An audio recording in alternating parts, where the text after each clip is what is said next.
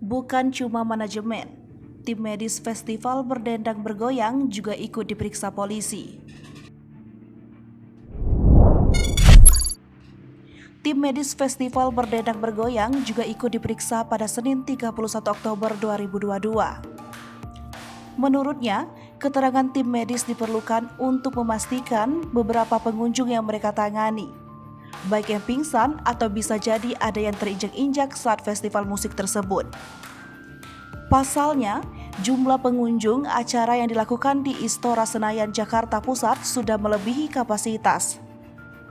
Diberitakan sebelumnya, Kapolres Metro Jakarta Pusat, Kombes Komarudin mengatakan telah memulangkan manajemen event dan bagian produksi pihak Festival Musik Berdendang Bergoyang.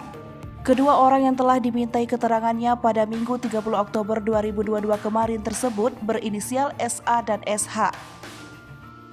Mereka diinterogasi terkait masalah jumlah pengunjung yang membludak sehingga jauh dari permohonan izin yang diajukan sebelumnya.